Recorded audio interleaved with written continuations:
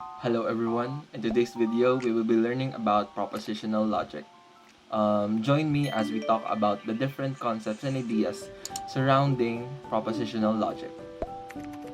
For our objectives or learning outcomes for this video, we must identify what are simple and compound propositions, learn how to use propositional logic operators, and create formalized propositions. What is a proposition? It is a declarative statement that is either true or false, but not both, meaning it can be any declarative statement that conveys information in which it can only be categorized into a true or false statement.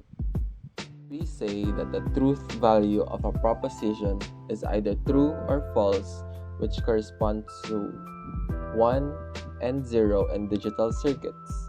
When we say the true value of a proposition is either true or false, it means that the declarative sentence can be answered by true or false. And to further explain this, here are some examples. For the first example, man is mortal, it returns truth value. And looking deeper into this sentence, we can answer this by true or false, actually, which is man mortal? Which is true. This is also the same with the next example. Leni Robredo is the current president of the Philippines. For this one, you are to transform it into an interrogative statement, which is Leni Robredo the current president of the Republic of the Philippines? We can answer that by true or false. Now, when it comes to mathematical expressions, this proposition has its own value. It corresponds to 1 or 0 in digital circuits, which is true or false. Simple propositions are grammatically independent expressions of information. This can be compared to an independent clause, although remember, the statement must be a declarative sentence that can convey information, and when transformed into an interrogative sentence, it can be answered by true or false. And compound propositions consist of two or more propositions conjoined by connectives. Presented are examples of connectives: and, or, not, if then, if and only if.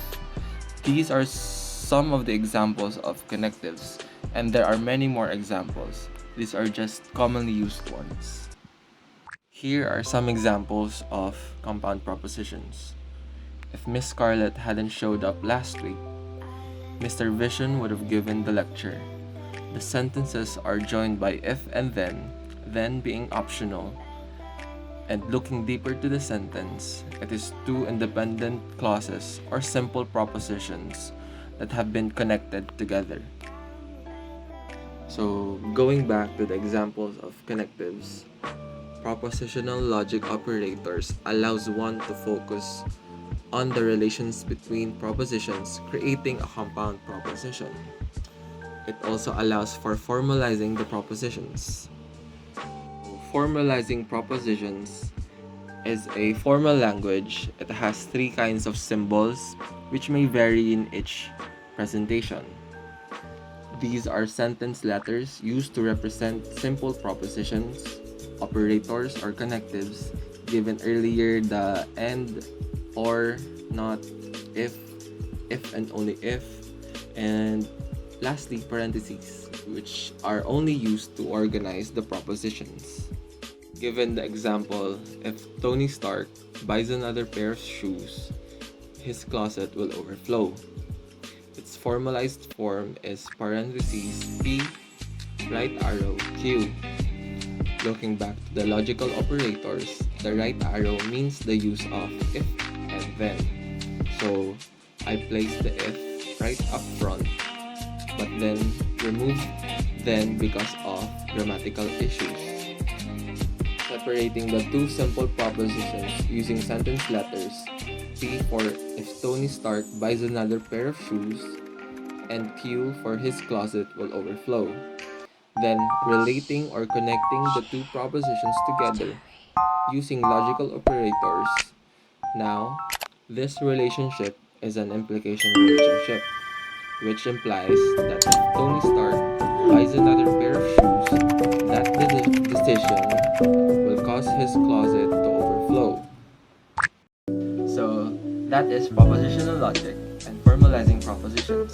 Once again, I'm Gabriel Martinez, and that is it for